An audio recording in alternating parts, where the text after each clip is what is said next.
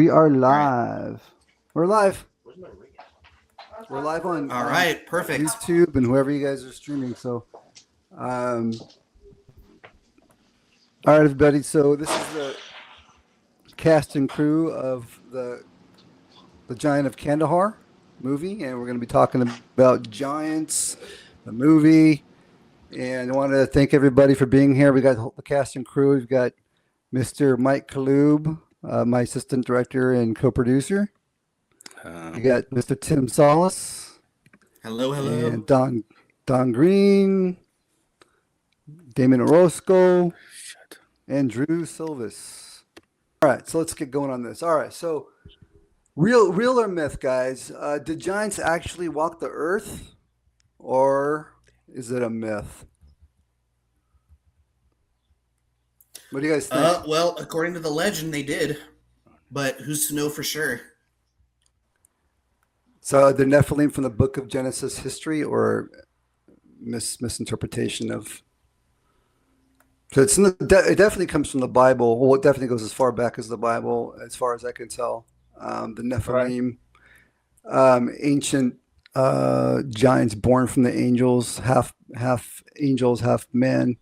And if you think about the angels, you could actually interpret that as being extraterrestrial. They were not terrestrial. They were extraterrestrial beings, possibly from interdimensional. The humans saw them as gods, and somehow they were able to breed or mix the DNA, and then out came these giants that were anywhere from 10 to as tall as 36 feet. And they were cannibalistic. They were super evil. And the story goes, in terms of the Bible, is that God, the reason for the flood was to destroy the Nephilim and get rid of them. But apparently, possibly not all of them were destroyed. And so now we've got a bunch of giants running around in Kandahar or in Afghanistan, in which we were then deployed for many reasons. And one of them was possibly ostensible to destroy these giants, or the remaining giants in the mountains.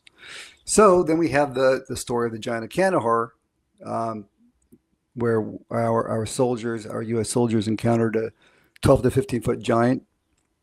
So basically, how the story goes, for those of you guys watching this don't know about it, we've got a missing patrol, or a patrol that was patrolling a unit or patrol went missing, and then a second special forces patrol was set to find and rescue this missing patrol, in which then they came across scattered remains of equipment and bones, and then were attacked by a massive red-headed man with a spear, then who impaled one of our guys named Dan and killed him. And then they had us redact all the information. All right, so anybody want to add to that? Did I miss anything in describing the incident in 2002? Well, Not really. That's the history. I mean, I'm not too.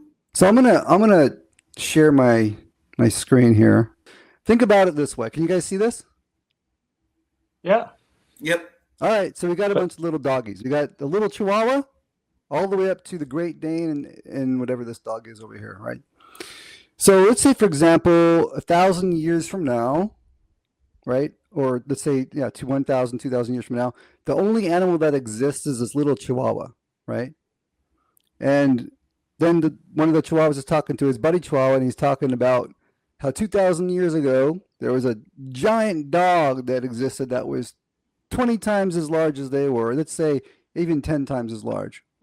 And they're like, no way, it's impossible. There's no way you can be another dog that's 10 times as big as us, whatever, right? Just because it was 2,000 years ago. Now, the reality is we all know that we have these other dogs over here that are 10 times larger than the little Chihuahua, maybe even larger, right? Same thing with the humans. So let's look at this other chart here. This is a possibility of our ancient history. Okay, so we have the man today, 6 feet tall, and then we've got this is up until I'm just going to read this on top. So these skeleton figures represent just a few giant human remains unearthed and documented in the historical records, along with the historical accounts of Goliath, who had brothers as big as he was. Okay, so his Og King Bashan, and who bedded 13.5 long, and Maximum Thrash, who's the Caesar of Rome. Okay, so 6 feet tall as we have today's are considered tall, right? So we got the 15-foot guy in Turkey of late 1950s, and then let's go ahead and fast forward all the way over to, or back to 1577 AD, where we had 19.6 feet tall under an overturned oak tree in Canton of Lucerne. Okay, then we have let's go all the way to the 36 foot, 650 BC, 640 AD. Carthaginians uncovered 2 of these, an unearthed earthquake in Samorian Bosphorus uncovered 1 more. Okay, so there was 2 supposedly found in Samorian Bosphorus, wherever the fuck that is. France, near the castle of Chaumont, nearly a complete skeleton at 25 feet. So this is crazy. So they were actually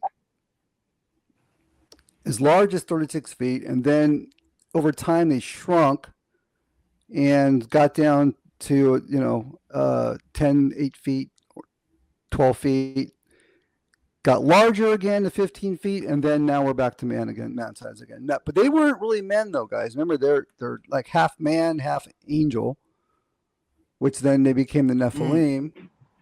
Well, because I missed out already on what was explained the past few minutes, it's sounding like you played a video or something that kind of details it. Is that right?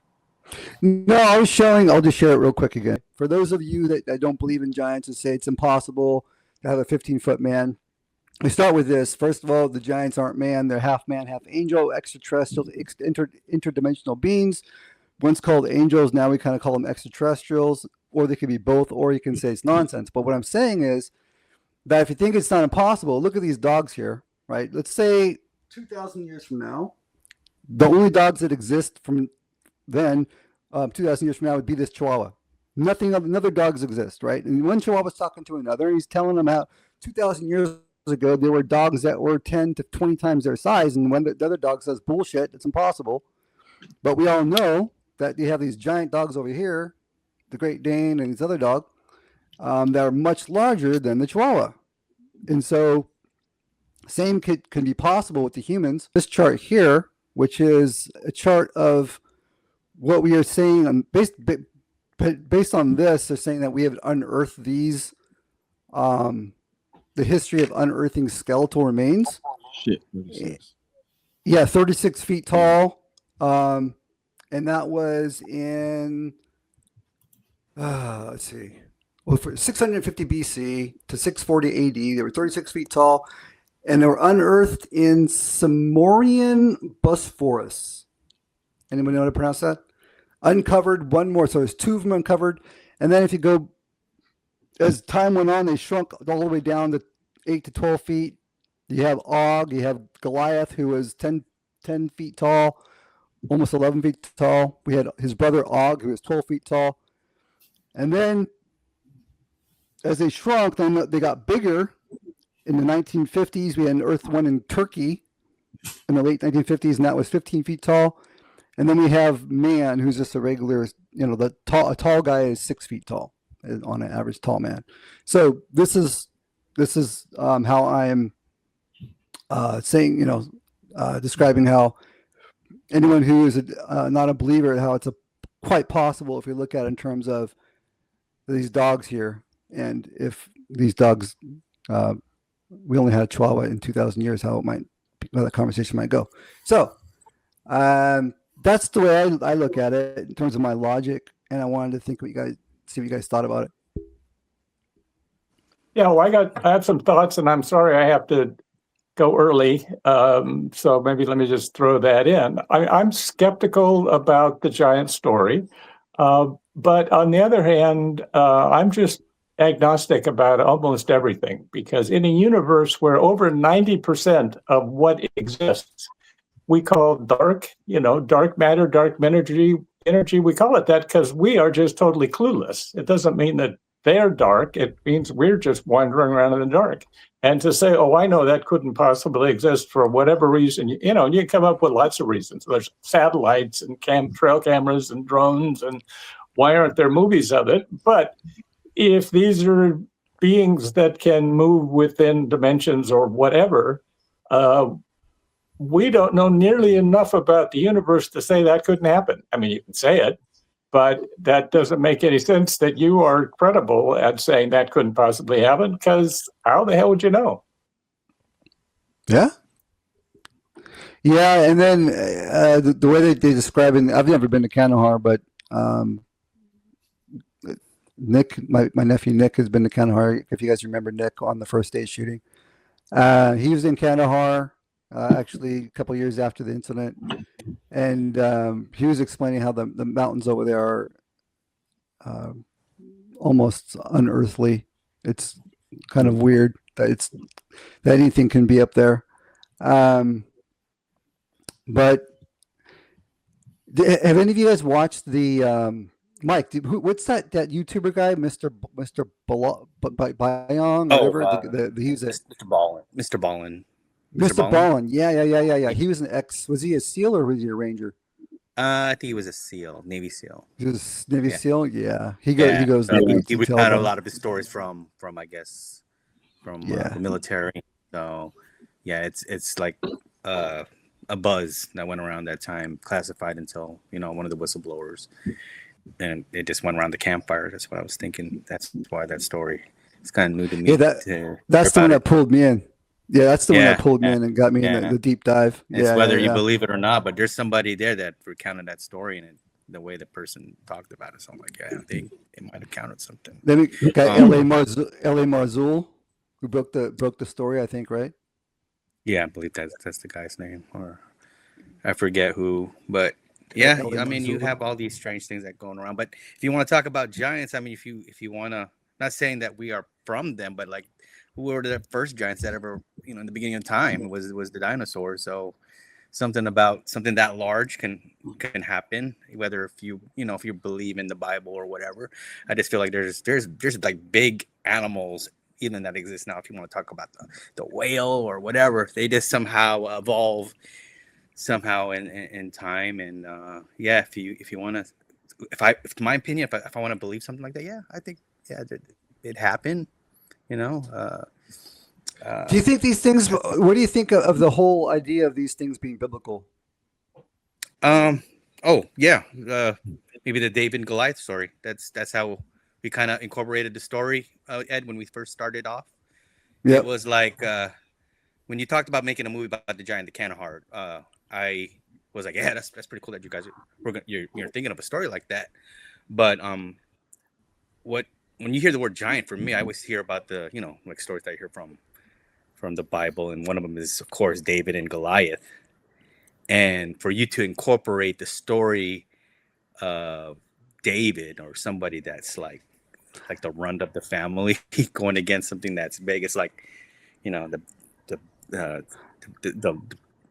talking about the odds against the smaller guy versus the one that's big, and it's a good story to hear about.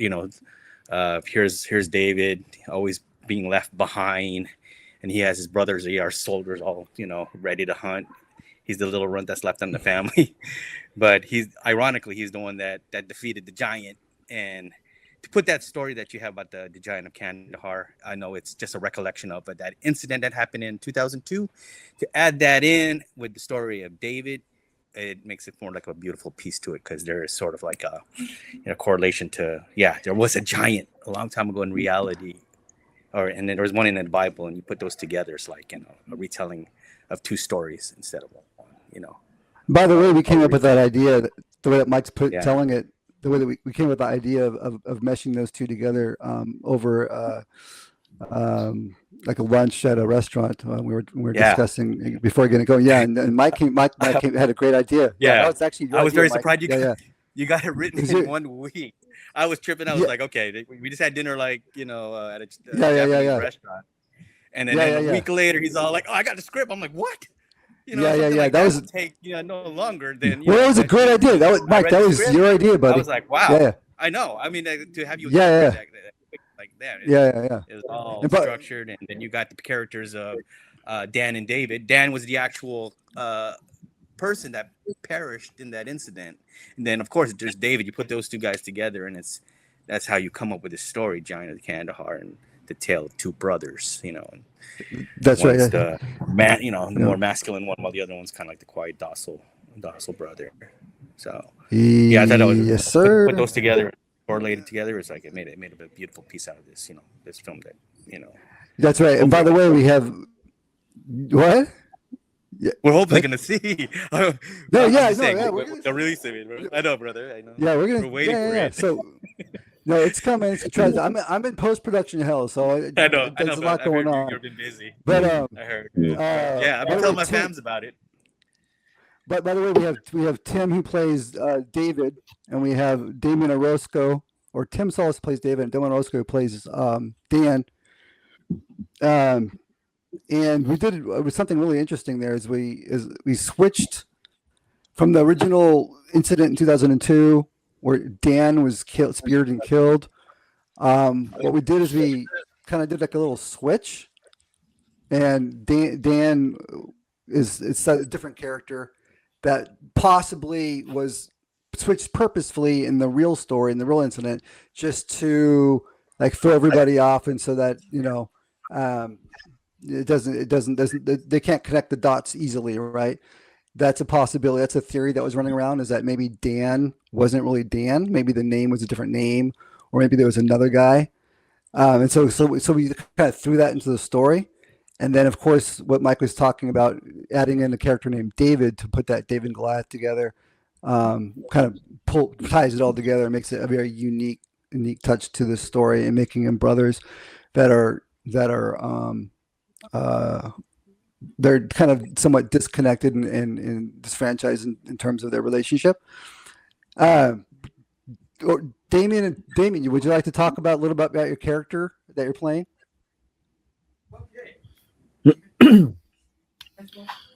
Yeah, sure. I remember, I think when the table read, it was like there was something of it, like I was missing the essence of it for a while. It took me a while to kind of get to it. I think it was that time we were doing in one of the scenes that we had to just keep going on, and I was having the cigarette scene, and that one really had to dig deep on that one. I enjoyed it. I thought it was fun as hell. Everything that we did. And to me, if I'm going to ever shoot something that's a true story or based on true events or has any sort of truthful elements to it, I want to be sure completely that everything is 100% accurate all across the board. And I felt like that when I was reading this. I did a little bit of research into it, but I didn't dive too much into it. It kind of ties into the first question that you were asking us about, what are our thoughts about this? And I'm a pretty open-minded person. So my dad was really big into Bigfoot and cryptids like Dogman, Mothman, Goatman, all that stuff. Excuse me one second. I'm so sorry. Oh yeah, the Mothman's cool. I got my mother hooked on Mothman. Go ahead. So sorry. It was a little beeping. I had to take care of it. No worries. Yeah, with all those sort of things, my dad kind of opened up my mind a bit to it, and I'm realizing, in this world, there's a lot of unexplained stuff. We barely know anything in our oceans. Something's always coming up, new discovery, something in space too. I was a kid into space when I was younger, so that's like a mystery in itself too. So there's way more to this world than what we're exposed to and what we see with our naked eye. Also, how to tap into the deeper aspect. I'm not going to go too much into it, but if you've done anything involving like psychedelics, you can kind of see the sacred stuff and more spiritual side of things. So you can kind of understand, or at least have a bridge to have an understanding of there's a possibility that these things could exist, but you know, you have to have an open mind to it. They're not just gonna come out and say it. Like, yeah, it's real, Ayahuasca. because then that means everything is off the Ayahuasca. table. Ayahuasca, Yeah, right? that too. Anything involving that, correct? Yeah. Ayahuasca, mushrooms. Yep. Ayahuasca, I think, is the one that's the bridge between. Dimethyltryptamine, DMT. Yep. Yeah, Yep. too. Yep. The connection All of from the spirit world. Yep. What was the other Mhm. one that was in the one that was in the Young Guns that they were taking? It was what was Peyote. that? They were Peyote. peyote. Yeah. Yes, it was. Spirit world, right? Yeah. No, I think your character. What I really loved about like you said, you grew into your character. You could see it you can really kind of like you can see the way that you guys all really. I felt like everybody knew who they were, and I like the way that everybody was really playing off each other, because as I'm editing, what I'm finding is that I'm able to pull out little stories in the edit, just on each scene. I can go, oh my God, I'm seeing something that you guys were saying that wasn't even intentional in the script, but because you guys are acting out these characters in real time, there's little stories, little like nuances that I'm seeing that you guys are playing off each other that tells a story. For example, there's a scene where you guys come up over the hill, and then Mike, the character Mike, says, "Hey, we've been up here a while," and you guys have this conversation. But before he asks for permission or asks to take watch, because Damon, your character Dan, says, "Hey, who's got watch?" Right? Then I've got this shot where it was like that took many shots, right? And I found this one shot where the character Mike, he looks, sounds, and feels hesitant to ask for, almost like he's asking permission, but he's hesitant to ask permission. Like, I'm going to take watch. And that tells us, all of a sudden opened up a little story between you and him and what's going on between those characters, right? And that ties into the beginning of the film, where there was a little bit of, where, there was some a little mention in terms of a-hole, in terms of you and how you were treating your brother.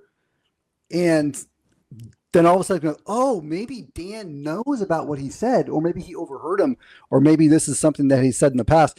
And then all of a sudden that there's some tension between you guys. Now he's kind of like reluctant to ask for that permission to take watch, right? And then when you say no, he's almost like, I found another, in the edit, I was able to go, oh, that tells a story where all of a sudden he's like, white, all of a sudden almost like shocked that you're saying no, until you tell him why you're saying no. You say, no, I'm saying no because you need sleep. Tomorrow you're taking point, right? When we find out he's taking point the next day. So I'm finding all these little nuances in the edit, and I'm really learning as a filmmaker that it's really true that what they say, that the movie's written several times. It's written when you write the script, it's written when you shoot the script, and it's written several times in the edit, right? Because you can find so many little gems in the editing room. Big and yeah.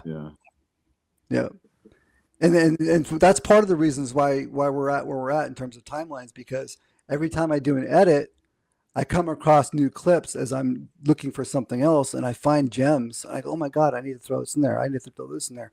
Oh, this will make it better. And then, like I was telling Mike, I've got 156 edits now, different versions. I got version 1 through 156. And sometimes I'll have one scene where I'll have 10 different versions of one scene within an edit or a version of edit. So I'll have version 156 A through B, or A through A through D. So, anyways, I'm just kind of rambling on that, but yeah, you guys, the performances are really good. I'm just really happy with what we're coming up with the film. So all you movie lovers out there that love film, this is going to be a good one. I think that's right. And since I'm going to have to go in a minute, I just need to say it was a wonderful honor to be invited into the production, doing the sound, and we faced some really challenging times. All sorts of. Let's talk about that real quick. Filming of this was very, very difficult in various ways. I don't know if you want to go into it.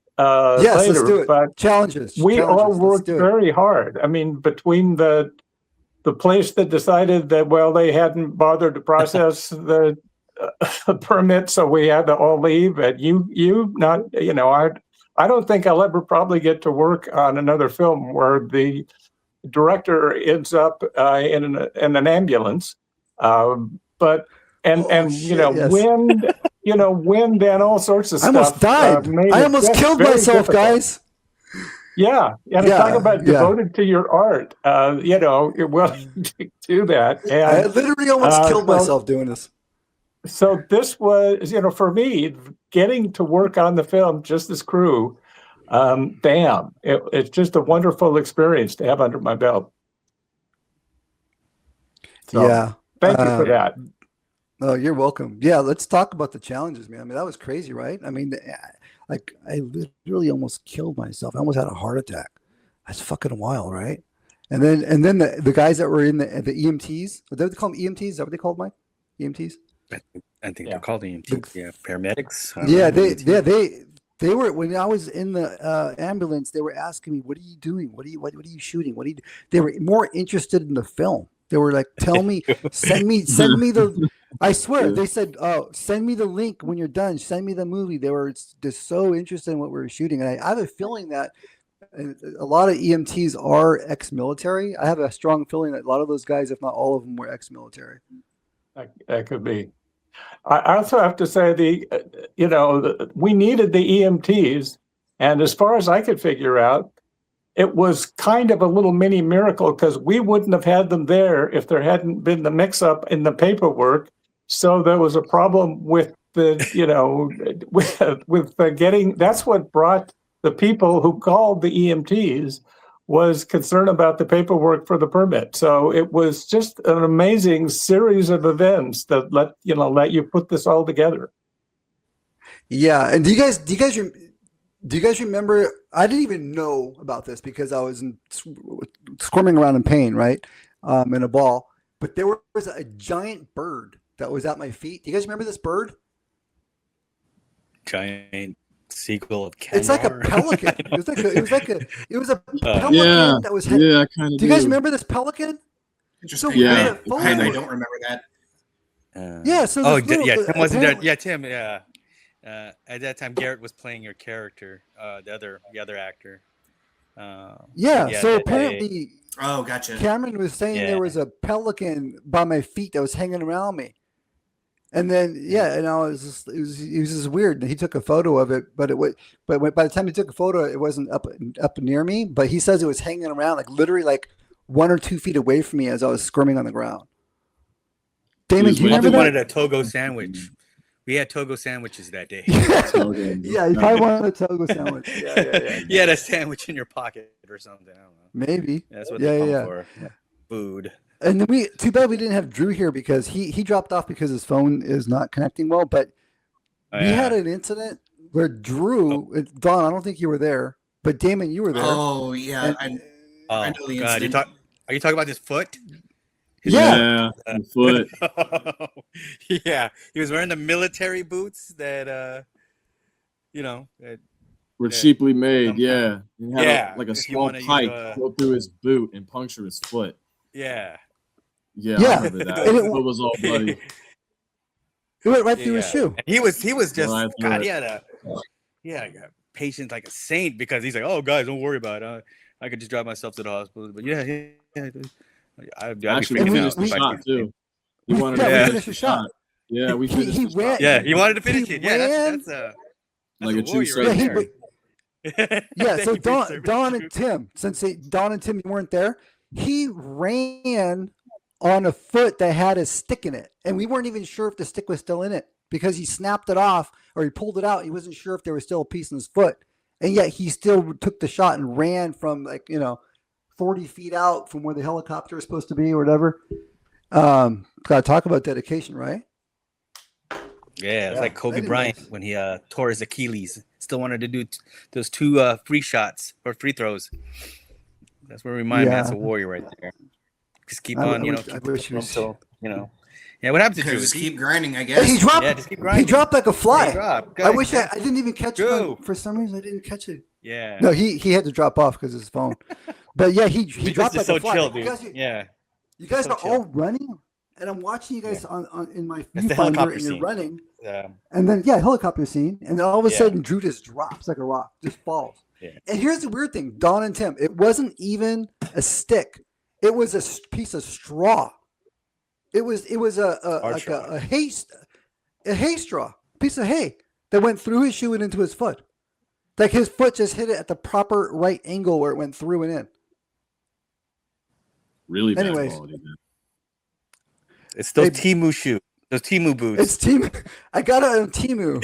yeah. Yeah, Timu. Yeah. $25 Timu. boots on Timu. Yeah. Yeah. Or I mean, they look like, $22.50 you know, on Timu. Military boots. They look like Looking service on boots from a screen, distance. but Yeah, if you're Yeah, the running material is off. really bad. So if you get anything Tim- from Timu, they only last you for like a good week or so. Yeah, before you get a stick in it. Yeah, before you get a stick in it. So I guess Garrett couldn't make it, and we're missing Okay. Dom. But Tim, I want you to talk about your character because I was again in the edits. I'm going through, and I'm finding all these gems, and I was watching the way you walk, the way you handled your character, in the way he walks, the way he talks, his movements of his body. I'm picking up on all these little nuances, and I'm sorry, and I touched the wrong place on my screen. I Oh, didn't he's mean back. to say goodbye without saying goodbye. Okay, yeah, but of course. So it was great as getting to Mike, work with all can of guys hear me you. okay? And Yeah. thanks very much. So I got to go, but My sound man. All right, all Don. right, Don, all right, thanks, guys. thanks. So, I think Don, you're yeah, on Don's mute. got to go. He had a commitment to a good friend of his that he had made prior. But okay, so I'm finding gems as I'm editing, right? I'm finding all these really cool things and nuances, and I was looking at the way. So talking to you, Tim, the way you handled your character, David, right? Mm-hmm. What happened? Did we lose someone again? No. Was it Don? Mike's gone. Oh, Mike, yeah. Shit, man. Okay, Dang, all right. everybody's lagging out.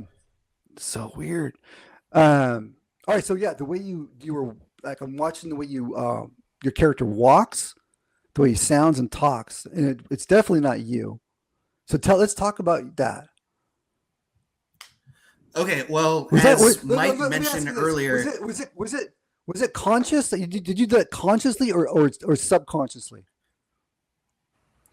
I did that consciously, I would say. I mean, anytime I jump into a role and I look at the script and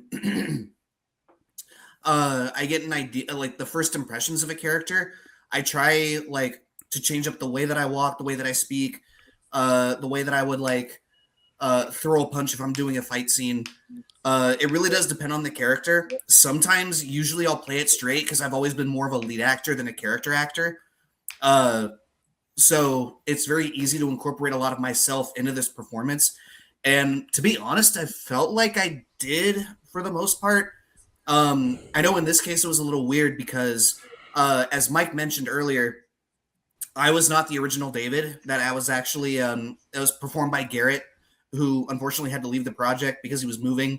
I stepped in about 80% of the way through filming.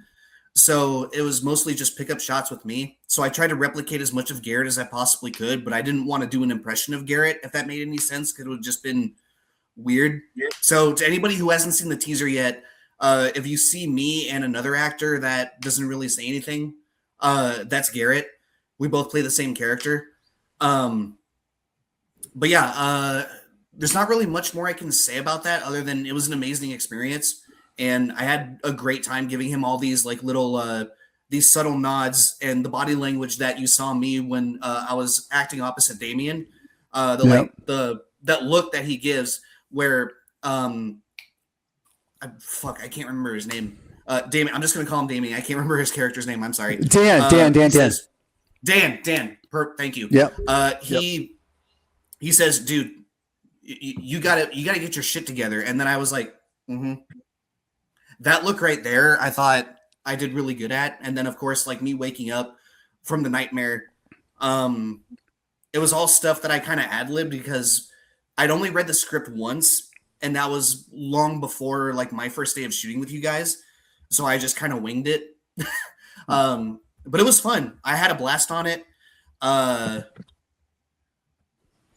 Yeah, the way the way you were walking, even the way you walked, I was like, wow, he's got like you really. I was just like, man, like you're really embodying this character.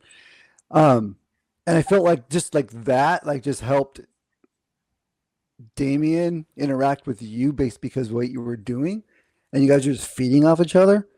So like I'm finding this with every scene, I'm finding all these little cool little nuances in terms of how you guys are feeding off each other's performances. And like, I mean, Dan, I think at one point, Damien, your character, from Tim's performance, of David in that scene that he was talking about when he's telling you're ripping into him. At one point, I feel like actually, I don't feel like, but you got even little bit emotional, a little bit of a clumped, right? I mean, that's what I'm seeing.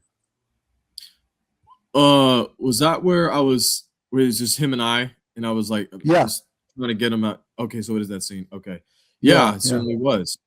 I think what helps with me is it's kind of like when you go to the gym, it's just multiple repetitions and I just get so into it. So now it becomes second nature. I'm less in my head, I'm more in my body. So that's where I really started seeing the connection. Yeah. And Tim and I work well with each other. And also we work with each other before. We've known each other for a few years now. So that certainly has helped. I can't overstate that enough. Like it helps when you know the individual too, but that's how much into the story we were, and that's what we do. We get into our craft and we do it. And now you see the magic on screen. Yeah. What Tim was just saying. He only read the script once and he was ad-libbing a lot. So he had to work on the fly, and he was portraying the character that someone else was already doing after it was already filmed. So, Can I add something to that? I think there was sure. Tim, you could counsel how to Tim, your character. If I have to compare the two with Garrett and you, I think you embody more of the David I was picturing, more than Garrett. I'm not saying taking away anything from Garrett. When I first saw the filming of the film, which is the beginning in the beach scene and in the bunkers, we did two scenes, correct, Ed? We did the one that happened in the barracks, and then there was the one that happened in the beach. But when you took over for Garrett's character, I was thinking to myself, you know what, Tim should have been the character all along. Just the fact that you kind of, I don't know, compared to like Garrett's character, you have more of a vulnerable character compared to Garrett. Garrett looked like he could take care of himself. If you were to like watch the teaser, because you do have both juxtapose both of them, right? So when I'm looking, I'm like, God, I think Tim embodies more of that vulnerable David. If I want to use the word, I'm not trying to insult the weak kind of character more than what Garrett. Because if you look at Garrett, we love you, Garrett. Look, he could take care of himself. The dude rides a motorcycle, dude. Like, I'm not saying I don't know if you ride a motorcycle. When you think of people that ride a motorcycle, you don't think of like right. American traditional tattoos all over him too. I'm like the last person that would come to your mind too. But I think you should have took care of like from the very beginning the character itself. And I don't know how you're gonna do what you're gonna. But we didn't even know. Look, hold on, Mike. I got to push. Mike, hold on. I got to push back on you on that one. Yeah. We didn't even know Tim. Okay, I think listen. Yeah. We didn't even know of Tim until after the fact. I came across Tim on accident. I was looking at Damien's Instagram, and I was scrolling through Damien's Instagram, and I come across this a photo. And this guy Tim, and I thought it was Garrett, and I'm like, what the fuck? And then I looked closer, and I was like, "That's not Garrett. Who's this guy?" So then I open up his Instagram, and he's a fucking actor. Oh my god, this is it. This is the guy. He's gonna replace Garrett. So I didn't even know of him, and didn't know he existed until after the fact that Garrett had left the project. And matter of fact, Tim, you saved the project. You saved the project because we couldn't have finished it without you. It'd be impossible to finish the film without you, Tim. Yeah, understandable. It's impossible. Yeah, and God, I'm telling you, God shined His light on the project like He's been doing the whole time, and there you were, boom, picked it right up. And then when Nick couldn't come back, right? We had to replace him with Yeah. 2 body doubles, and those body doubles, I just happened to come across, again, God blessing me in the project, that I was able to find 2 guys that were the same stature, the same size, the same the complexion, the same hair, the same. They were even willing to grow the beards out, right? And they were both military. Both of them were in the army, like Nick. So this is crazy. There you go. It worked out. Like, I mean, talk about no coincidence with God, right? So I mean, this project has been blessed from beginning to end, because we've had so many struggles on making this movie. I mean, it just goes on and on. Like, we showed up to a shoot, the last shoot we did. You guys remember this, Damon? You remember, Tim? I think you were there, Tim. Where it was flooded. Like, the whole beach was flooded. We're like, how are we going to shoot? Ooh, Mike, yeah, I remember that. What did we do to get across that? We Tides were coming in too. I remember. I remember. Hold up. We did one with Gregorio? And we when made a it got to bridge. 12 o'clock, when it got to 12 o'clock, oh, was coming in. yeah, okay. I remember the my tide. backpack got swept away. I There was remember. two- My I had to go Jordan. change my backpack. Yeah. His Jordans. Yeah, there was 2 incidents though, guys. There was the one incident, where Damien, you were there, where the tide came in and took your shoe. Then there's another incident where there's this one. We show up. There's like 12 of us, plus the body doubles for Nick. There's like a bunch of us. Yeah. And Damien, I don't think he's shown up yet. But there literally was flooded to where we couldn't get to the beach. We couldn't get to the cave. So we literally built a freaking bridge with logs, where everybody chipped in and threw rocks and logs into the water to the point where it was high enough that we can walk across the water over to the other side and into the beach where the cave was at. And that was a blessing in and of itself, because nobody can get to us. Nobody can get to us and tell us to leave, because we were literally cut off by the fucking ocean. Anyways, go ahead. Yeah, it was all that driftwood. I remember it was driftwood. the logs and the driftwood. Yeah. That fucking We just had to tide gather took my it, just Jordan pile it up shoe. like beavers, like busy beavers. Yeah, exactly. Trying to make a bro. little makeshift bridge or a dam just to get to the other side. Yeah, and then but It was teamwork. I think I remember from the And your Do son you went remember to go having get to cross that? Yeah, the bet we took your shoe. But do you remember the shoot after that, Damien, where you had to cross a little bridge in order to get to the cave on the other side? We built a little bridge. That. Do you remember that? Okay, just Do you remember? Do you remember Mike's son? Do you remember Mike's son remember the going in shoe. the water and getting I my do. shoe? Yeah, it was dangerous. It was super dangerous. I mean, I didn't want him to do it. Shout out to Sorry, Mike's Damien. son. I didn't want him to do it. And then Mike, I know you didn't want him to do it, but he did it anyways. You know, he risked his life to get your shoe, basically. Yeah. I know that Mike's was- not happy to hear that, but I know it's real. Yeah. the savior It's of real. all shoes. Shoe watch. And then we had Mike body doubled for Garrett as well, and he body doubled for you Tim on a shot that we did with Damien, where you know, you're fighting for your life, right? And that was something we did. We just shot Mike at a 45-degree angle upwards, put the camera on the ground, and we just caught his chest. You know, and Damien, you're up above him, and I can't give it away, but you know, you're. Anyways, I'm just. Yeah, but you I'm just eventually thinking, got that shot at the very end. Like, it was pickup shots with me where, like, I That's had right. an open Yep. boot and we had all those like veggies Yep. or whatever they were. Yep. Because we did pickups with Damon and then a pickup shot with you and I to finish it off and close the gaps. But yeah, when we had pickups with everybody, I think, except almost everybody, on an individual basis. And then we did that one giant pickup where we had like a 2-day, you know, one at the cave and one over at. Mike, do you want to talk about how we found those locations? I mean, that more blessings, right?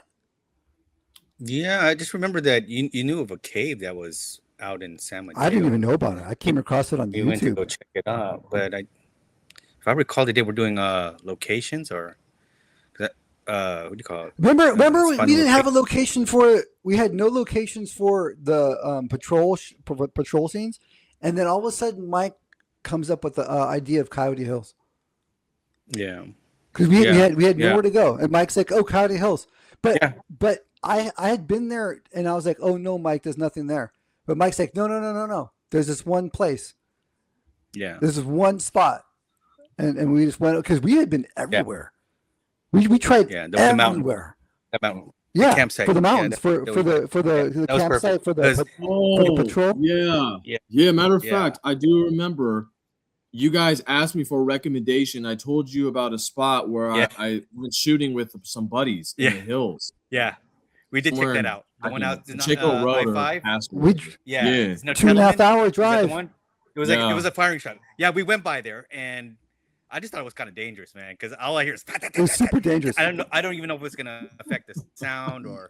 Yeah, it was But dangerous. we Yeah. got there was like a bunch of people in their own, shooting locations, and Bro, I just thought, heard like, hills man. locations. Go Yeah. for it. yeah, I was but it like, was like a screw place it. that looked like it looks like it would have been a perfect if you didn't have all those Yeah. people shooting. But yeah, we were trying to look all over California. You have to like find certain spots that look like desert or rock, like Kandahar, because most of the hills that you see in California is like has grass. But the one that you recommended, Damien, out in I-5, that location where the firing range, that was a good site. But it's just I don't know how much it's gonna affect the sound. The other It was thing a too is straight like bullet. if anytime you're filming guerrilla and you have firearms, it's always a better idea to find an isolated location that looks like where you'd want to shoot, because if you don't, that's where you get into trouble, and worst case scenario, that's where your life could end. Yep. Yep. Just word of the wise if you're going guerrilla with firearms. And that's why we. That's exactly why we lost Nick, because of that whole situation. Yeah. Yeah. Yeah, that was risky. Yeah, Going up, like we had to hide, we had to conceal. It's like you know what it reminded me? It's like playing football in the middle of the street, and every time the car comes by, we had so hide the guns, or car. Yeah. Move, Yeah. hide the guns. We had to conceal the guns every time, like one of the park Every rangers. time. We had to wrap him It up. was risky. Wrap him up Person. in a blanket. Yeah, Yeah, we wrapped him in a blanket. We had like blanket. I think I had one of my sons look over to one side of the hill, and then we had another guy at the other end. They were on our walkie-talkie saying, "Oh, someone's come by." Yeah, Conceal we the had guns, conceal Jeremy, the guns. the photographer. Yeah, that's right. Behind the Yeah, scenes. Jeremy. Oh, yeah. shit, Jeremy Tanaka. But we had to be Yeah. very discreet with the firearms, because you Ed had to get like permission, and it was like, no, we cannot have any firearms at Coyote Hills, so we just risk it. They weren't going to let us do anything. Yeah, they weren't going to let us do shit. Yeah. So we were we Yeah. really had to like be prepared for like Even with anything, money, 'cause they didn't want us. Even anybody though we with were guns, offering they the were money, called didn't up. want. And in Yep. fatigues. Yeah, Yeah. exactly. We had so many. Yeah, risky that's things, why man. that's why you need to go like out to the countryside, like on private property. Assuming like get permission obviously first, because but that's honestly your best bet if you want to do anything military. Like somewhere out in the country where someone has just a shit ton of farmland, like we had a few years ago. I'm assuming that it looks like Kandahar. That's the hard assuming- part. Is looking for a place. Look like Kandahar.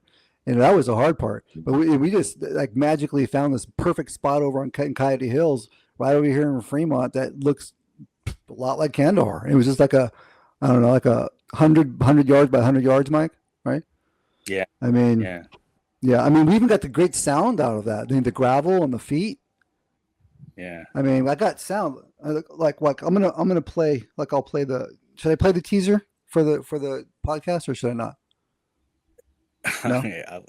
No, it's all right. We won't play it then. I was gonna say you can, but I'm pretty sure everyone's already seen it. Yeah. No, I know you guys all seen it, but I'm just saying, like, for like the people tuning in, they haven't seen it. For those tuning into the podcast, so like if we post it later on, I don't know. Nah, we'll leave it out. Anyways, Jimmy and I have already shared it, so yeah. I'm just saying, like, people that tune into the podcast later, because I'm going to edit this and post it up. I guess I can just throw the teaser in. I don't have to show it now. But yeah, I don't know. We had so many. What are we missing on the challenges? Because we had one challenge after another. I mean, like we talked about Garrett having to leave because he moved to LA. We had almost killing myself, going to the ambulance. We had the flood. Taking Damien's shoe and Mike's son running out to get the shoe, and the high tides. We got flooded. We had to build a bridge. We had a stick go through Andrew's foot. I mean, it just goes on and on and on. And then who else? Also, the nature, planes, sound quality. Sometimes the sound.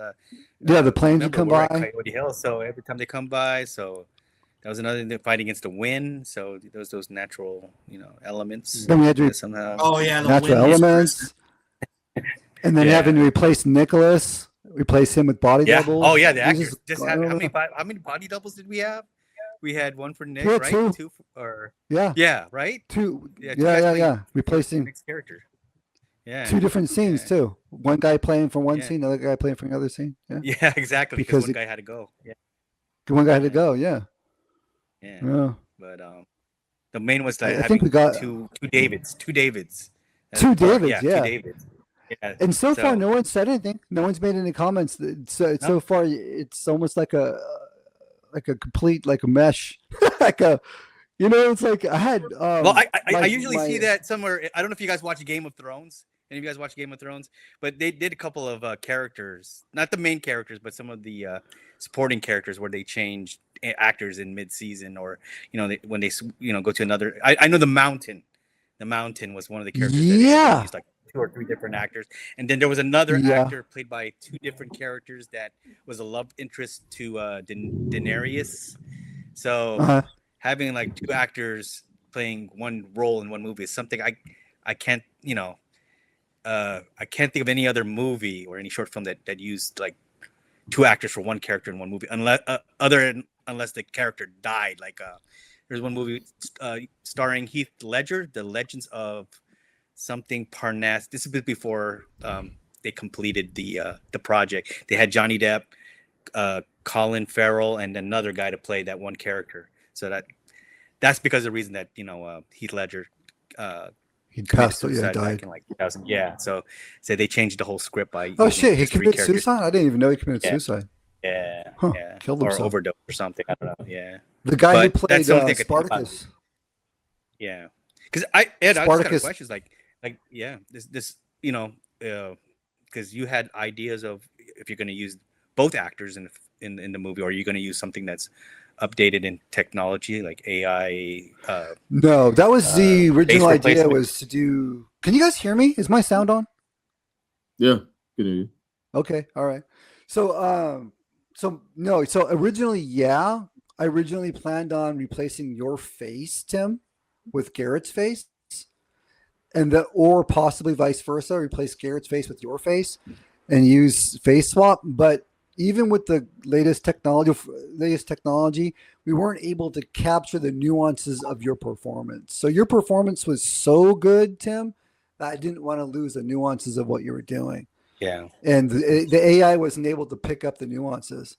It did a good job on some of this stuff, but it was just like, nope, it's not getting it, and it's just not good. It's just not worth it. It's not worth losing the performance just because you want to try to keep a consistent face. Didn't make any sense. I'd rather just, do it this way and just say, people just recognize, okay, that happens. People drop out, people die, whatever shit happens.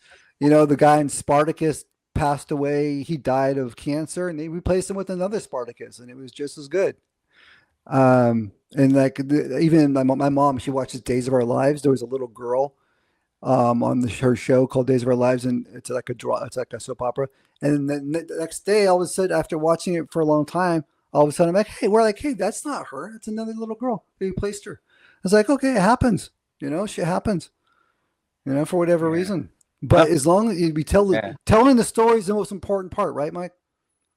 yeah, I think it is. So I am for if you use both actors, both Garrett. Don't use any nuances to it. I think you keep both actors. Give them credit because they put their time in, and it's kind of a sin to replace your face with Garrett, Tim, or vice versa. That's right. Because you guys contribute, and that's right. That's right. No, I think what you're gonna do with this one. Shout out to Garrett. If you keep both actors. Garrett Ryan. Keep out. Yeah, I know Garrett's busy. I know he's down in LA right now. Shout out But to if you Garrett Ryan. Keep both actors.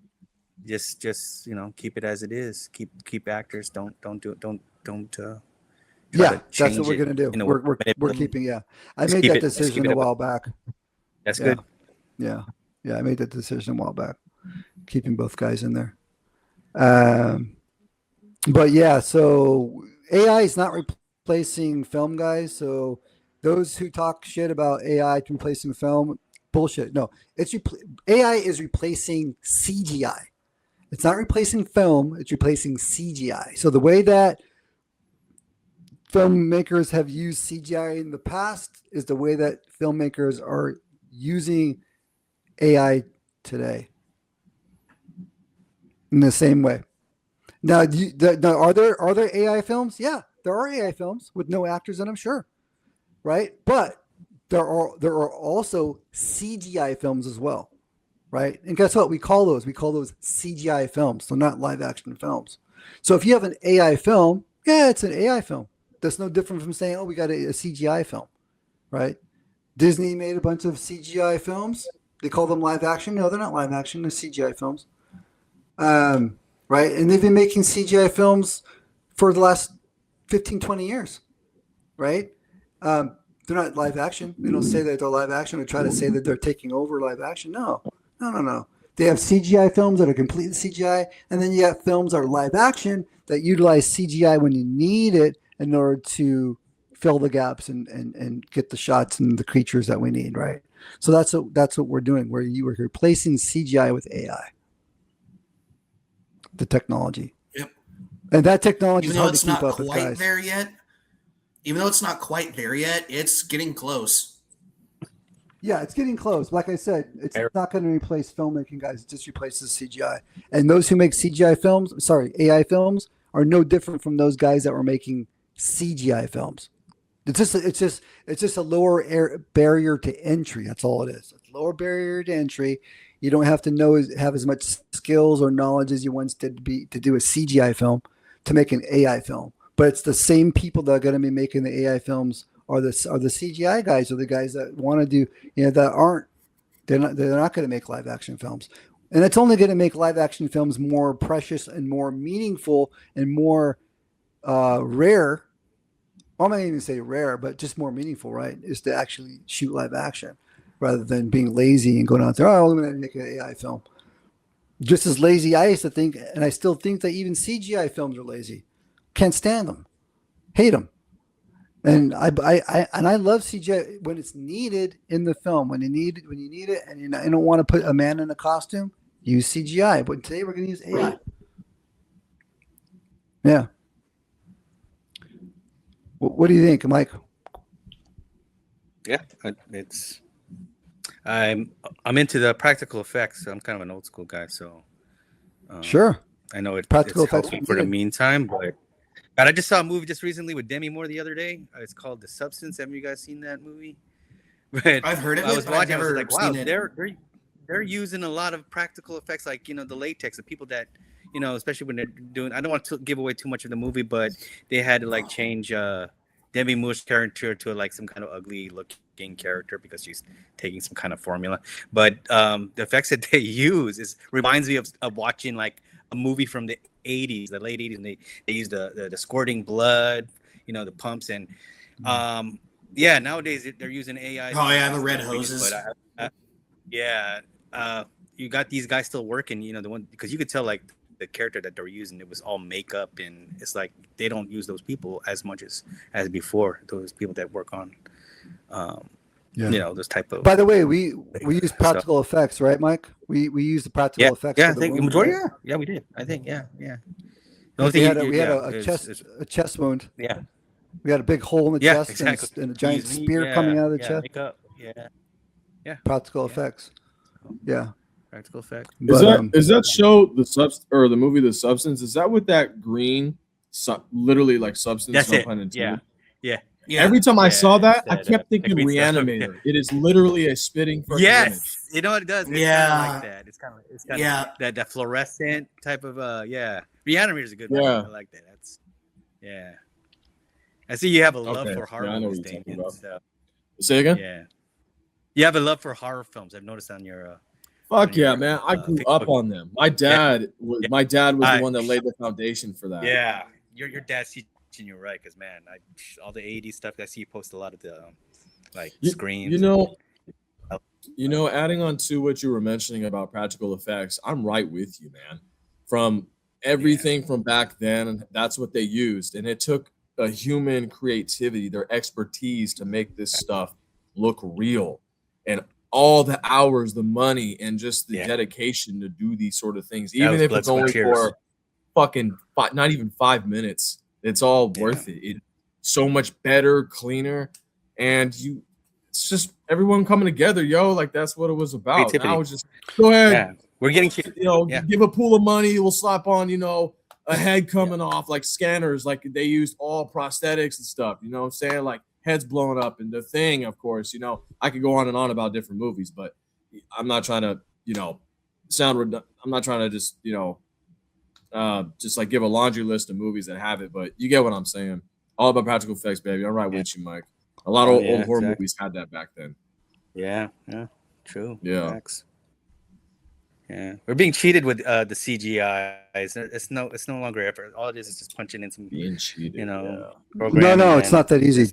Nope, it's not that easy. I got to push back on that, Mike. Uh, No, it's super difficult. then I it's say- super hard. This is the thing. No. I know It's not using your hands easy. for the To get it to do what you want it to But- do. No. Yeah. There's a lot. There's a workflow to it that involves Yeah, Photoshop. It involves Nano Banana. It involves I get that. I get that. generating multiple. there's simplicity of it. generating. The hands. It's not simple. In generating multiple images, like 10 to 20 to 30 images to get the right one, and then using that as a start frame to the end frame, and then trying to get it to do the right thing. Then you got to generate multiple videos and clips just to get one that is decent. Then you got to take a frame from something that's decent, input that into the AI again, and then run it again and again and again. It is time consuming. It is difficult. Yeah. But that said, it's still easier than being a CGI guy, and it's a lot cheaper. I have a question for you, Ed. Yeah. Now I know you're pretty much wearing many hats in this whole project. Yeah. I Trust guess me, I wish I wasn't. I guess what I want to If I had know the- is If I had the cash, I wouldn't do it. I guess what I want to know is what's been the biggest challenging post for you? Is it trying to do the CGI or the AI stuff, or is it just everything in totality? I'm gonna say it's everything in totality. Everything in totality, because I'm learning. I was already a good editor, but I'm becoming so much better through this because it's such a long film. There's so much to it. So editing, I've taken my editing to another level. So it's like the editing process is like really like I gotta say it's really slowed me down because, like I said, I think I have a good edit, and then I'll find clips and I'll go, why did I not put that in? Why did I miss this? Why? And then I'll realize, oh, it's because I was focusing on the cinematography instead of focusing on the performance, or vice versa. Oh, I was focusing on the performance instead of focusing on, maybe a connection between these two actors or between the whole scene in totality, And so then I'll have to re-edit it, and then it's taking the technology and then mixing it with live action. It's very difficult to make it look like this giant, which is an AI giant, to make it look like it's actually in the scene with you guys and that it's battling you guys, because I literally would have to create a frame in Photoshop, import in Photoshop the giant into the shot, and then generate clips of that giant fighting you guys, with the right prompt that's going to get it to do the right things, right? If I want it to do a certain movement, it's got to be the right movement, and it's got to move the right way, because the AI wants to do its own thing. It'll just want to just create its own story and do something else, right? And so you got to keep on prompting until you get to do the right thing, and then you got to edit that, right? Then you got to get a frame, export a frame out of that, use that as a starting point, and then run that as a generation, and make that work. And then there's then there's the flares. Like I'm trying to get the gun flares. Go ahead. I was just gonna ask you about the giant actually. Like, did you take notes about all the stories and all the research that you've done, so you kind of have a picture, or did you use like a giant from like inspired from a different movie or a show and kind of use that as a foundation or a basis? How'd you come up with that? Great question, Damien. So I actually was inspired by a painting that's very famous. I'm sure you guys have seen it. It's a Giant of Kandahar. It's like he's skewering like stand, through the chest, and he's got him lifted up into the air. And I based it off of that design, and then went from there. But yeah, it's based off of that character, off a design, off a painting that is like probably the most famous painting out there for the Giant of Kandahar. I don't have it in front of me. Actually, I can probably pull it up. Actually, if I can find it. Shit, you want to stream it? You can do whatever. Yeah, Might as let's well. see here. Yeah, Yeah, I'm curious about it too. I don't think I've seen it. Yeah. Let's see if I can find a batch. Well, batch 1, latest stuff. I don't know why, man. The first thing I think about with that damn giant is like Blanca from Street Fighter. Like just way big. Oh, yeah. Ugly ass skin, smelly breath, teeth, everything. Okay, I think okay for us is going to be at film. Giant of Kandahar, concept art. Found it. Got it. Go ahead. No, and I said I'm inspired by it. I'm gonna share my screen in a bit. I was inspired by it. Doesn't mean I copied it. I was just inspired by the look, right? So I'm gonna hold on. Shit.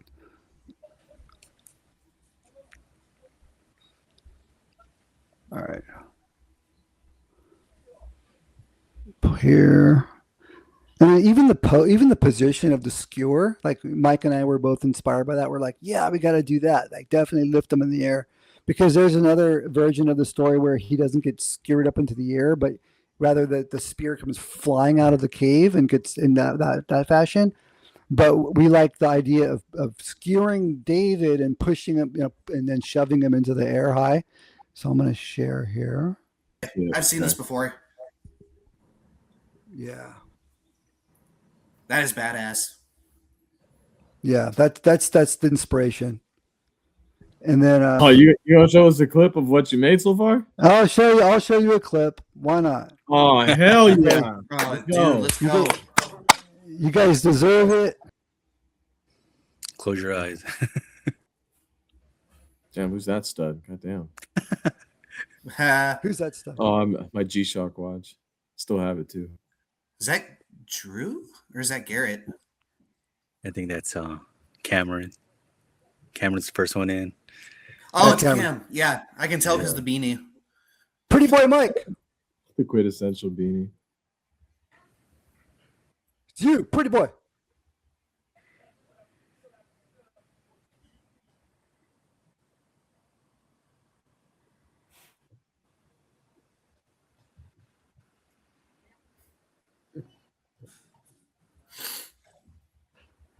That shot was Ooh, so there you fucking go. beautiful. A nice little muzzle flash. Oh, there you go. Oh, what the hell?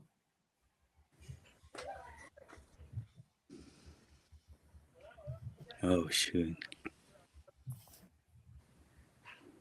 There's Garrett. That's a great shot of him. Yeah. That is a really cool shot. Oh shit! Oh man. Yo, what in the Yo! Yo, oh my god, that looks really good.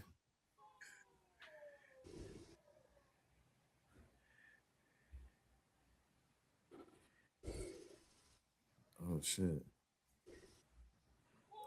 I'll be right back, guys. I think I gotta change my pants. Better than porn, right? Woo! Oh, I didn't see that one. Oh, that's nice. Oh, That damn. wow. There's me regenerating into me. And then I died anyway.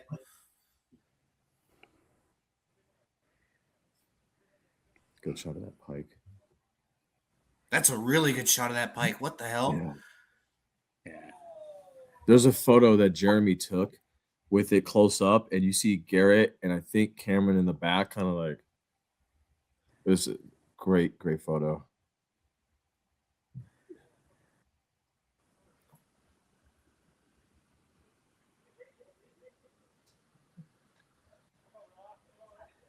Oh gee. Oh, what? Oh, I did not see that. Okay. Woo! Damn, look at you. Really, Mean mug. yeah. That's what we expected his face when his foot got punctured. Nope, not Drew. Oh, this is the grenade scene. I remember this.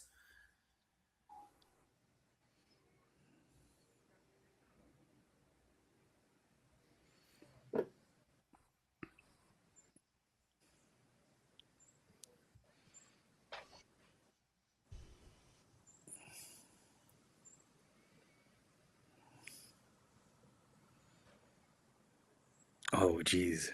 Shit. I'm curious to see how he's gonna fall. God. Oh, no.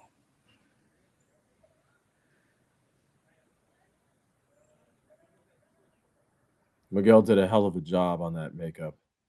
Those scratches He and did. blood look great on me. Yeah, Miguel's phenomenal with that.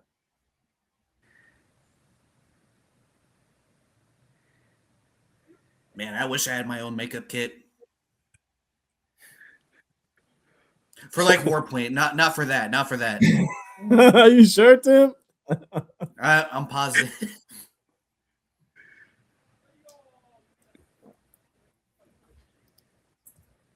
Oh. That's a good scratch. Oh, Oh, oh! I love that. I love That that. is- Fucking that is brilliant. awesome, dude. Wow. Brilliant. I was not expecting that. at all. Oh my god! I love it, Ed. Great job, man. Oh, Dude. God. Okay. Okay, I'm gonna Oh. replace. I'm gonna replace. I'm stopping here because I got to replace this giant right here. It was the beginning of AI technology when it wasn't as good. So I'm gonna have to regenerate a bunch of regenerations to get this proper scene right. So I'm gonna stop here. For sure. Sorry. Dude, that looks Okay. awesome. What, Holy shit. man? That. Oh, Ed. Man, oh, sometimes some things take great time to make, you know? Mm-hmm. I know we shot this like over a year, 2 years, 3 years in the making almost. Man, this is looking great. Ed and Mike, great job, guys. Holy shit. Yeah. God, Ed, you put the work, man. That's okay. I take it back, man. Yeah, it looks like you. God, I don't know what to say. Wow. Well, I'm glad you like it. Yeah. People got a little taste of it right now if they were here. They live. did. I didn't expect that. Yeah, Because I know you wow. told me the last time we, because you added the part that we filmed last time, right? The when we did at the beach with the torso, the dragging. We had to refilm that. Yep. You just Yep, added that yep. in. I just saw that. So, God, you added more. Oh, I just saw the more of a reaction from the giant, other than coming from the cave. The last time that I took a glimpse of that. So you added a lot. That look, man, it's kudos, bro. Kudos. Can't wait for the premiere. When is it? Yeah. Yeah. What is it? Yeah, Yeah. that's a wish great I- question. dude, I'm Actually. already Listen, sending like listen. invitations to my family members. Hey, I wish I had a date. Let me tell you this. It's so much going back to the totality of the whole thing, right? I literally spent the last probably month or maybe more working on knocking out some backgrounds and putting some mountains in the background. And then my mother, who's got a great eye, she's an artist. She looks at it today and she goes, she's never seen it. And I go, oh yeah, Mom, I'm putting these mountains in the background. She goes, why? And I'm like, well, because I gave her some explanations. She looks at it and she goes, no, she goes, I think it looks like they're in a hole. It looks like they're in a chasm, like they're in like a valley. It doesn't look like they're high into the air, like high. And I was like, fuck, she's right. I was like, I just spent all this time and energy and finances putting these fucking mountains in, and she's absolutely right. So, and like I was just like, I need to be very what's the way when you critique your own work? What's that word, Mike? Objective. Objective, yeah. I need to be objective. I can't just be like, oh, I know. No, she was right. I was like, fuck, because I actually kind of had thought that myself, and I was like, yeah, she's right. It does make them look they're in a valley. They're not in a fucking valley. And then she's like, no, just keep it flat. And I was like, thinking to myself, how am I going to get around this problem where I've got like very like faint in the background. It looks like there might be buildings back there mixed up with some trees. I was like, you know what? My mom's right. I'm just, rather than putting mountains in there, I'm going to have to wash all the fucking work I did for last month. Basically, it's throwaway work and money. And I'm going to just mask out that area in the background that I'm concerned about, and just blur it. Just add a lens blur so that it's not noticeable. And there you go. Fixed it. My worry is over. I didn't need to put mountains up there. Keep it flat, make them look high up in altitude, and just blur it in the background. Yeah. I gotta mask it manually. I gotta go in there and mask it, click, mask it, create the mask, and then hit play in After Effects, and then it tries to like mask. But the mask moves around and shit. Then you gotta move the mask, play it again, move the mask. It's a pain in the ass. But I'd rather be happy with the finished piece of art than not happy with it. Even if I put extra time and effort and money that I'm throwing away, so that's the kind of the kind of struggles I'm having, where I'll do something and then maybe I thought it was right and I'm like, oh, it's not right. I had even had versions of Giants in there that I thought were good, and I'm like, no, they're not good enough. I got to do it better. So I'm just pushing the technology. I'm pushing the technology of merging live action with AI animation. Is what I'm calling it. And then I'm just pushing myself to be the best version of myself that I can be as a director, as a filmmaker. And trust me, if I had the cash, I wouldn't do it all as myself, Damien. I would definitely hire a team. But I don't have that kind of money. I was just between I don't have that kind of money anymore. But yeah, man. I mean, at the end of the day, look, it's a work of art. And I believe I have goals, and I kind of want to assume that you guys also have goals beyond making little films. But I have goals to make full-length feature films and to do them really well. That's my goal, and this is and doing it well is a step towards my goal of hitting that goal. As I said, it's a giant step towards hitting my goal of making a full-length feature film. And as I was telling Mike, my next movie that I'm going to make, it will be a full-length movie. It will be a feature length. Will it have? I'm going to try not to have any or need any special effects or AI or CGI or anything. I'm going to try not to, because it's just too taxing and time consuming. If I didn't have any of this, any of these challenges with meshing the AI with the live action, I would have been done a long time ago. But hey, you know what? It took James Cameron 8 years to make Avatar. I'm not liking it myself. I'm not saying I'm James Cameron, but I'm just saying, when there's new technology, it's hard to learn. Or he had to actually invent the technology. But in this case, I'm just learning technology, and it's a long learning game, because the technologies, as I was talking on the chat, guys, it's moving really fast. It changes every week. It gets better and better and better. And what you learned yesterday is different tomorrow. You go, oh yeah, I learned how to do that, and then next week it's better. And there's a new workflow in order to use the new technology. And you got to learn that new workflow in order to get that new technology. But yeah, I mean, we're close. It's just a matter of completing the compositing, right? Compositing, where it's multiple layers of within Premiere and After Effects. You're compositing layers on top of layers, and with backgrounds and foregrounds and masks, creating masks here and there. It's time consuming, but we're getting there. As you see, as I showed you guys, we're getting close. Cool. Adaptability. Yeah, adaptability. It's the third time you mentioned James Cameron, I think, or second or third time. Dominic and I shout out to Dom.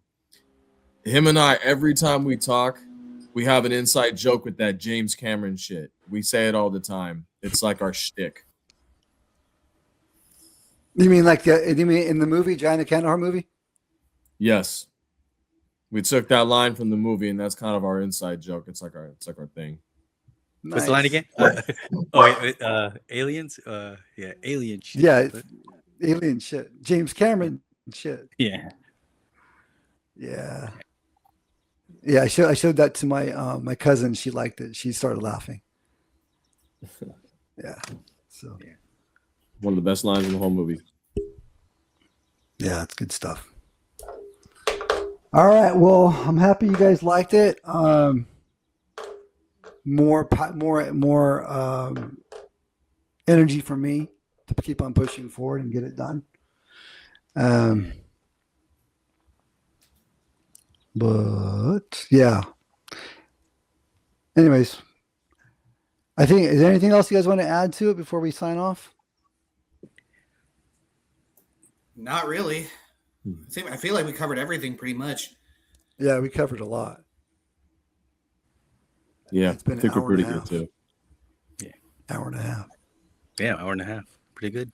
Full length. Yeah, it's pretty good. I mean, it's not Joe Rogan. We had 3 hours long, Oh yeah, if you want to talk about Joe Rogan level. 3 hour long podcast. Hey, Jamie, pull that up. So is this Yeah, right. Is this going that onto fucker, YouTube, That or- guy can fight. Jamie, that guy can fight, man. He boxes, he does kickboxing and jiu-jitsu. Jamie, I had no idea. He does? that fucker I can didn't know fight. that either. Yeah, that Oh, guy. shit. Fuck. No, I had Yeah. no idea. I Damn, thought he was was just a dork. I thought he was just a dork. I was not privy to that at all. No, that guy is skilled. Anyway, sorry, Tim. Go ahead.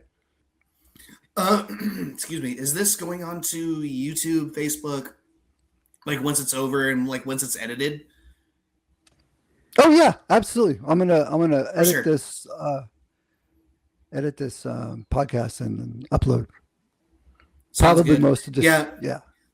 Damien, I'm sorry, I couldn't figure out how to stream it to Instagram. I think it's because we're not hosts. That's why it wouldn't give me the option, and that's why the server link was different, or the stream link rather.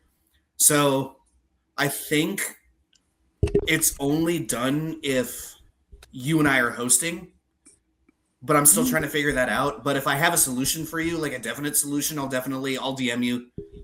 Because I was kind of bummed I couldn't. Sorry, Tim. I thought that feature was going to turn on and make it. I thought it was too. Yeah, as soon as I hit live, I thought it was going to turn on. It should be available. When I signed up for this, it said that this will be a feature that you guys would be able to stream to your own sources, right? Your own platforms. Mm-hmm. So I assumed it would turn on once I went live, and if that didn't do that, fuck, man, that sucks. I'll have to figure that out myself for the next time. I actually I'll do it too. Yeah. I looked it up. It was saying that I need to have like a professional account, or if I want to go to Instagram, I need to do something with like an embedded link. So I'm not really privy to that. And then so I tried to pull up my phone to just do the live on my account and just have it here. And apparently, you won't be able to do it from your phone. It says you can do the live regularly, but not stream through this. Yes. And they said now it's 1,000 followers minimum if you have a business account in order to go live. It told me that 3 times. So that's wait, you have to have 1,000 followers to have a business account? Well, no, to go live. So if you have, I have a creative account, right? So it's very different from a personal. So I can see the insights, I can see the data, all that stuff, right? So that one, I need 1,000 followers in order for me to go live. I just found out That's so weird. But that's an Instagram thing, though, right? But this should be an Instagram thing. Yeah. This should be the StreamYard the StreamYard platform should allow the usability and the experience that it promised me, which is, apparently it's either difficult to find or it's just not there that they promised. So either one, it's not good. That or you have to be host. Like I was saying, like it's possible that you have to be host and you have to hit the button yourself. it specifically said that guests would have the ability to stream to their own source. Do they have to make an account, or it could be? Think about it like that. Do they have to make an account for that in order to have the accessibility to do that? I'm assuming so because it wouldn't give me the option otherwise. See, yeah, that's fair. It's a possibility. Because I don't have an account, so that option was never offered to me. For sure. That's Well, really I do, weird. and it's still like gave me a separate Oh, you do? stream link. Yeah. I Oh, then created an definitely, account. yeah. It is an account. Okay. Yeah. Like I created an account and I made my IG professional, and yeah, it still wasn't working. So I need to look into that. Huh. That's lame because it didn't say anything about that. It just said, oh, your guests can stream to their own source platform or whatever. If you need an account, that's lame, but at least the accounts are free. It doesn't cost anything to sign up. They are. I've got a professional account. I signed up for it only because a free account is limited to 6 people at a time. We had a possibility of having 8 people on today. So I went ahead and just got the professional account. But you guys can sign up for your account for free. It's not going to cost anything. And you can do podcasts up to 6 people for free, which is pretty cool. Sick. On StreamYard, yeah. Definitely. I recommend it. Especially if you've ever thought about having a podcast, Damien. For free, man. You can do this for free. Have 6 people on there. You don't need a studio. You got your digital studio. And then, I don't know, if you want to do something. And yeah, I don't know. I recommend downloading it just to have it. And then maybe if we do another one of these, maybe if that's a possibility of even opening up the ability to stream to your own source would be pretty cool. I'm definitely going to scope this out because I need to get familiar with this. A lot of the content creators on YouTube do this a lot, and I'm a little unfamiliar with how they do this. StreamYard, Streamlabs. I mean, the list OBS when it was still big. Yep, OBS. Yeah. Yep. So. There's a lot of them. I mean, some people still use OBS. It's not as common as it used to be, but it's still around. Mm-hmm. Yeah. There's a small learning curve on it. There's a small learning curve. All right, guys, let's sign off. And then appreciate you guys. You guys are awesome. My pleasure. Thank you for having us. And this was awesome. Thanks so much for the time. Thanks, Ed. Good to see Tim, Mike, Drew. I know you're in the back Likewise. listening to the audio somewhere. Don when he was here. And thanks for showing us everything today too. We got a little sneak peek on what's coming down the pipeline. I'm fucking juiced. I gotta go change my pants still. I didn't leave. Well, I'm glad. I'm happy that you guys like it. I have. All right, guys. Thank you so much. Appreciate you guys. All right. Take care. Signing Take care, out. bro. All right, right. guys. Have a great night. Peace. You too. Peace out.